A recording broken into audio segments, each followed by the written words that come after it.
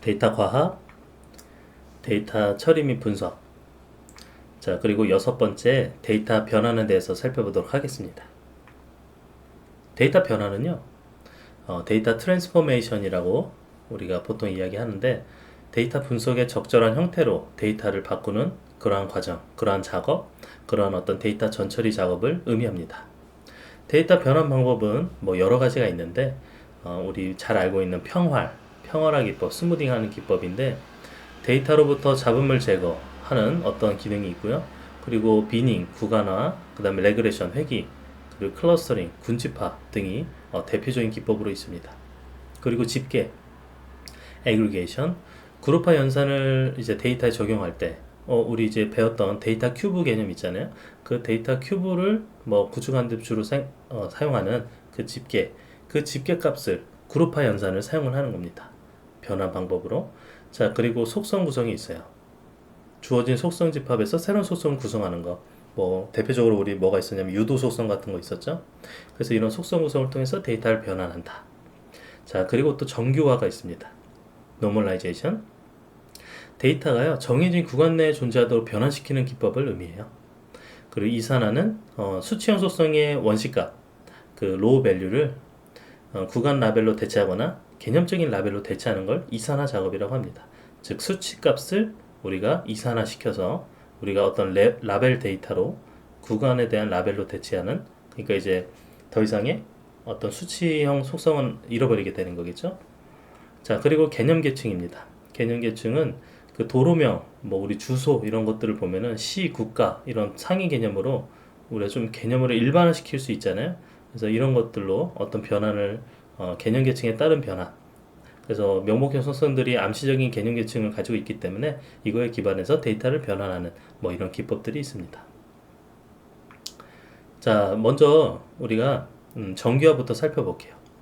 왜냐면 여러분 우리가 지금 현재 평활, 집계, 속성 구성 이 부분 있잖아요. 평활 방법, 집계 방법, 그 다음 속성 구성. 사실은 이 방법들은요, 기존에 우리가 다른 파트에서 살펴봤기 때문에 우리 이 파트에서 살펴보지 않았던 거는 바로 이 정규화, 이산화, 개념 계층, 이거에 대해서 우리가 좀 상세히 살펴보도록 하겠습니다. 자, 그래서 정규화, 노멀라이제이션인데 아까 얘기했던 것처럼 정규화는요, 어떤 특정 속성 값이 어떤 범위에 대한 구간으로 들어갈 수 있도록 이렇게 좀 뭐 이렇게 구간을 이제 뭐랄까요, 스케일을 바꾸거나 뭐 노멀라이제이션, 그 해당하는 구간으로 들어올 수 있도록 조정하거나 뭐 이런 작업들을 하는 기법이라고 볼 수 있습니다. 보통은 이제 뭐 마이너스 1과 1 이 사이에 들어오도록 하던가 뭐 혹은 1부터 뭐 10 사이, 혹은 0부터 1 사이 이렇게 구간을 정한 다음에 그 안에 들어오도록 조정을 합니다. 이 정규화 방법을 통하면요, 그 최단 근접 분류, 군집화 같은 거리 측정을 위해서는 특히 좀 유용한 편이에요. 왜냐하면 이렇게 노멀라이제이션을 하면요, 이런 군집화나 뭐 예를 들어서 군집할 때 이 군집하는 이 클러스터를 구축해야 되잖아요. 그래서 클러스터는 항상 그 거리 기반으로 측정을 하는데 이렇게 노멀라이제이션이 돼 있으면은 스케일이 좀 크게 차이가 나더라도 이렇게 군집화가 잘 안 되는 어떤 이런 문제들을 막을 수 있겠죠. 자, 그래서 정규화 방법 중에는 최소 최대 정규화 방법이 있습니다. 물론 이제 이거 말고도 여러 가지가 있는데 가장 기본적인 민맥스 노멀라이제이션 방법이 있어요. 자, 민맥스 노멀라이제이션은요, 그 원본 데이터에 대해서 선형적인 변환을 수행할 수 있습니다. 예를 들어서 우리가 그림부터 좀 살펴보면요, 이렇게 민, 맥스, 기존의 이 값들이 있다고 치면요, 기존의 값의 최대와 최소 값의 범위가 있는 이런 x축에 대해서 이 y의 형태로, y의 민과 맥스 형태로 어떻게 되죠? 이렇게 그 노멀라이제이션을 하죠. 즉 이런 매핑 과정을, 사상하는 과정을 거쳐야 되는데 그거에 대한 공식은 간단합니다. 그 속성 A에 대해서 최소값, 최대값을 min A, max A 이렇게 정의를 해볼게요. 자, min A, max A 이렇게 최소값, 최대값을 정한다고 우리가 볼 수 있고, 그리고 A의 값이 뭐 다음 계산식에 의해서 V를 우리가 사상시킬 V 프라임으로, 자, 우리가 정규화될 대상인 V 프라임 형태로 사상시키기 위해서 어떤 식의 공식이 필요하냐면, 자, V 프라임을 계산하려면요, 이 맥스와 민값, 즉 속성 A에 대해서 정해져 있는 맥스 민값이 있잖아요. 그 맥스 민값에 대해서 우리가 알고 있기 때문에 이런 식으로 계산을 하고요. 그리고 프라임이 붙은 건요, 우리가 그 줄일 구간, 그 대상이 되는 정규화의 구간으로 들어갈 그 구간의 민 맥스 값을 사용해서 이 계산을 수행합니다. 비교적 되게 간단하죠. 간단하게 이렇게 하면요, 그 해당하는 우리가 지금 생각하는 부위가 V 프라임으로 어느 위치에 해당이 될 건지가 계산이 딱 나옵니다. 그래서 민맥스 정규화는요, 그 원본 데이터 값들 간의 관계를 보존할 수 있고요. 그리고 정규화를 위한 입력이 A에 대한 원본 데이터 값을 벗어난 경우에는요, 범위 초과 우려가 발생해요. 그래서 정규화를 위한 입력 A에 대해서 뭐 원본 데이터 구간에서 벗어났다, out of bounds 오류가 이렇게 날 수 있습니다. 자, 그리고 또 다음 정규화 방법으로는요, Z-score normalization이 있습니다. Z-score. 우리가 이제 normalization 방법 중에 또 자주 사용하는 것 중에 하나인데, 속성 A에 대한 값을 A의 평균, 표준 편차를 기초로 정규화하는 것을 Z-score normalization이라 합니다. 예를 들어서 계산을 하려면요, 그 바 A 바 있죠, A 바. 그다음에 시그마 A. 그러니까 보통 표기할 때 우리가 A 바는 A의 평균으로 표기를 하고, 시그마 A는 이제 표준 편차, 속성 A의 표준 편차라고 이제 우리가 표기를 하는데, 그렇게 가정을 하고요. A의 값의 V, A 값 V가 V 프라임으로 어떻게 사상이 될 수 있냐면, 이렇게 우리 시그마 A 표준 편차의 어떤 값을 이용해서 그 실제 지금 값 V의 평균을 빼고요, 그거를 표준 편차로 나눠요. 그러면 우리가 V 프라임이라는 그 새롭게 정규화된 값으로 바뀔 수가 있겠죠. 그 Z-score 정규화 방법은요, 속성 A의 실제 최소값, 최대값이 알려져 있지 않거나, 그리고 최소, 최대 정규화에 큰 영향을 주는 이상치가 존재할 때 유용하게 쓸 수 있습니다. 아까 우리 min, max, normalization 쓸 수 있는 방법이 뭐였죠? 그 속성이 min과 max라는 제한된 어떤 레인지가 정해져 있으면요, 그 min, max, normalization을 쓸 수가 있어요. 그런데 min, max 값이 없을 때가 있습니다. 즉, 물론 우리가 계산할 수 있겠지만 그거 말고 새로운 값이 올 수도 있잖아요. 그러니까 이제 최소값, 최대값이 정해져 있지 않은, 그냥 알려져 있지 않은 이런 형태일 경우에는요, min-max normalization을 쓸 수는 없으니, 그래서 Z-score normalization 같은 방법을 사용합니다. 그리고 이제 이 Z-score는요, 이상치가 존재할 때도 굉장히 유용하게 쓸 수 있어요. 예를 들어서 min-max normalization은 이상치에 민감하게 반응하죠. 예를 들어서 이상치가 있는데 갑자기 이상치가 기존에 보통 1과 100 사이의 데이터였는데 이상치 값이 마이너스 100인 거예요. 그러니까 어떻게 되는 거죠? 최소 최대 값에 영향을 주는 이상치가 존재하는 거죠. 보통 이상치는 그런 식으로 존재하잖아요. 그래서 그런 어떤 영향을 주기 때문에 Z-score가 그런 것들에 좀 더 로버스트한 특징이 있습니다. 자, 그래서 우리가 이 그림을 좀 보면요, 이 스탠다드 데비에이션이 이렇게 우리가 포함이 되는 걸 볼 수 있고, 그 다음에 여기에 Z-score가 어떤 식으로 포함이 되어 있는지, 이렇게 어떤 분포에 대한 정도를 우리가 살펴볼 수 있습니다. 자, 결국엔 Z-score는요, 우리가 평균값 그리고 표준 편차 값을 사용해서 계산을 하잖아요.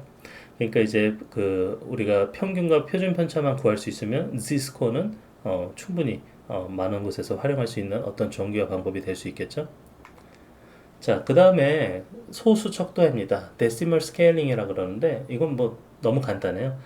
속성 A의 값들의 소수점을 이동해서 정규화를 시키는 방법입니다. 그러니까 단순히 소수점을 이동시킨다. 이동되는 소수점의 수는 A의 최대 절대값에 의존을 하고요. 비교적 간단하게 할 수 있는데, 예를 들어서 V'에 대한 절대값이 최대가 1 이하가 되도록 하는 겁니다. 자, V'의 최대값의 max가 1 이하가 되도록, 근데 그걸 만족하는 정수, 가장 작은 정수 J를 가정을 해요. J가 뭐냐면 여기 공식을 보면요, 자, V'은 10J승의 V죠. 그래서 V를 10J로 나누는 건데, 이게 단순히 뭐죠? 단순히 우리가 V 값이 있으면 그거를 우리가 소수점을 이동시키는 계산이라고 보시면 되겠죠. 예를 들어서 뭐 999가 있다고 쳐볼게요. V 값이 999예요. 근데 999를 소수점을 이용해서 정규화를 친다고 하면은 10의 제승을 나눠야 되는데 10의 제가 몇이 돼야겠죠? 1000이 돼야겠죠. 1000. 1000이 되려면 제는 3이 되겠습니다. 그래서 10의 3승 즉 1000으로 우리가 999를 나누면은 그 소수점이 이동하면서 데시멀 스케일링이 되겠죠. 그러면 이제 v 프라임 값은 몇이 나올까요? 0.999가 되겠죠. 999의 값을 0.999로 만드는 이런 데시멀 스케일링이 가능한 겁니다. 자, 그리고 이제 수치형 데이터 이산화입니다. 물론 이제 우리가 구간화, 히스토그램, 군집 분석은 살펴봤으니까 제외하고요. 그리고 우리가 살펴볼 거는 뭐 엔트로피 기반의 이산화, 그 다음에 카이 제곱 결합, 카이 제곱도 배웠는데 그 기법을 통해서 어떻게 이산화하는지, 수치형 데이터를 이산화하는지 살펴볼 거고요. 그리고 직관적 분할에 의한 이산화 이렇게 있습니다. 자, 먼저 엔트로피 기반의 이산화입니다. 자, 엔트로피 우리 개념 배웠잖아요. 그래서 엔트로피 개념을 이용해서 디스크리티제이션을 해야 되는데 이거는 이제 대표적인 탑다운 방식의 이산화 기법입니다. 그래서 어떤 분할점들의 결정, 그 다음 계산을 위해서 클래스 분포 정보를 탐색하고요. 우리 엔트로피 계산하는 거 아시죠? 그래서 수치형 속성 A의 값들을 분할을 하기 위해서 분할점을 찾아야 되잖아요. 그래서 분할을 왜 하냐? 우리가 그 디시전 트리에서도 배웠지만 어떤 최소 엔트로피를 갖는 형태로 분할을 계속 해가지고 이 어떤 계속 가지를 만드는 것처럼 우리가 형성을 했었잖아요. 그래서 A의 값을 선택을 해서 최소 엔트로피 갖는 A의 값을 선택을 해서 계속 이 구간을 반복해서 분할을 시킵니다. 그래서 계층적 이산화를 달성해서 계속 이 결과 구간을 반복해가지고 결국엔 어떤 그 구간이 이제 여러 가지로 나눠줄 수 있겠죠. 그래서 이런 방식을 통해서 속성 A의 개념 계층을 형성할 수가 있어요. 그래서 수치값도 이 엔트로피 기반으로 어떤 식으로 이산화를 시킬지가 개념 계층 형태가 생성이 될 수 있겠죠. 좀 더 자세히 한번 살펴볼까요? 자, 데이터 집합 D의 속성 A에 대해서 엔트로피 기반의 이산화 절차를 수행을 하는 겁니다. 그 A의 각 값이 이제 A의 범위를 분할하는 어떤 잠재적인 스플릿 포인트로 간주를 해서요. 그래서 하나의 분할점에서 바이너리 이산화가 계속 진행이 될 수 있겠죠. 그래서 바이너리 이산화 결과로 이제 분리된 데이터 집합, 우리가 이제 그 전체 원래 D라는 데이터 집합 D가 분리돼서 D1과 D2로 나눠진다고 하면요. 그러면 이제 우리 계산했었던 속성 A, 여기 이제 기대 정보 요구량이 있습니다. Expected Information Requirement가 있어요. 그래서 인포에 대한 계산을 D에 대해서 수행을 합니다. 근데 그 D는 어떻게 돼 있냐? 우리가 지금 현재 D1과 D2로 분할이 돼 있잖아요. 그래서 D1과 D2로 분할되어 있으니까 이 D1에 대한 엔트로피와 그 다음 D2에 대한 엔트로피 두 개를 더해서 최종적으로 인포 값을 구할 수 있겠죠. 자, 여기서 우리가 절대값 D는요, 집합 D의 튜플 개수라고 볼 수 있고요. 그 다음 D1, D2가 있는데 D1 이렇게 D1에 대한요 M개의 클래스를 가지고 있어요. 자, 그 안에 클래스가 몇 개인지는 정의하기에 따라 다르지만 그 클래스의 수에 따라서 그 수가 M개다 이렇게 정의를 할 수 있고요. 그 상황에서 D1의 엔트로피를 계산할 수 있겠죠. 자, D1의 엔트로피도 비교적 간단하게 우리가 배웠던 건데 우리가 1부터 전체 그 클래스의 수인 M만큼 돌고요. 그 다음 PI, 로그2를 취했죠. 로그2 PI 이렇게 해가지고 계산합니다. PI는 우리 알고 있다시피 데이터 집합 D1에서 그 안에서 클래스 C1의 확률을 의미하는 거죠. 몇 개가 이 안에 들어가 있는지. 그래서 이 클래스 안에 몇 개의 그 클래스에 해당하는 게 몇 개인지 이런 것들을 나타내는 겁니다. 자, 그리고 속성 A의 분할점을 선택할 때는 기대 정보 요구량을 최소화하는 방향으로 그 분할점을 선택을 합니다. 자, 그리고 1, 2 과정을요. 우리 스타핑이라고 그러는데 그 정지 규칙이 있어요. 스타핑 크리테리아에서 어떨 때 정지를 해야 되는지에 대한 조건이 있는데 그 조건 규칙을 만족할 때까지 계속 수행을 합니다. 예를 들어서 모든 분할점 후보에 대한 최소 요구량이 어떤 임계치 스레시홀드 값보다 작을 때까지 계속 도는 거야.